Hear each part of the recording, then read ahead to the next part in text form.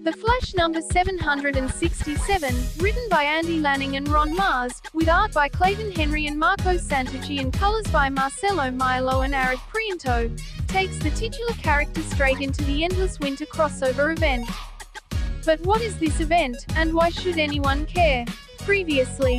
You know what? It doesn't matter because it's just a filler issue in a crossover event nobody wanted or asked for.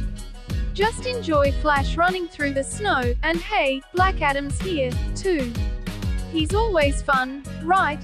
This issue is written by a couple of legendary writers in the business, and nothing should be taken from their legacy due to anything negative stated in this article.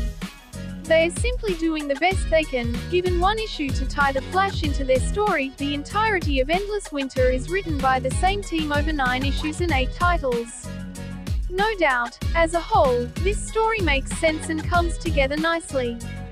Unfortunately, if you didn't pick up Justice League, Endless Winter number 1 before this, it could be hard to care about anything that is happening here.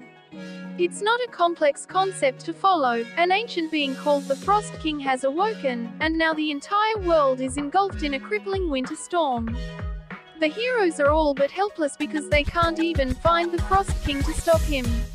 This, however, doesn't exactly make for an exciting issue of the Flash because all he does is run aimlessly through the storm, end up on the doorstep of Black Adam in Karnak, and have a brief conversation with him. Clearly, this chapter of the story is stretching and almost 100% unnecessary, if not for the inclusion of Black Adam's motivations for being involved.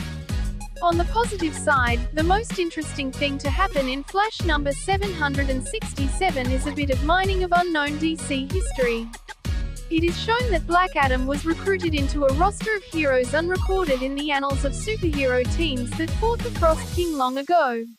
If this had been a one-shot storytelling of this team's original confrontation with Endless Winter's big bad, it could have been a spectacular issue. Instead, we got a Flash filler issue that only manages to move the event forward by a millimeter. Santucci, who is involved as an artist in every issue of Endless Winter, alongside Prianto on colors, provides the most dynamic part of this chapter.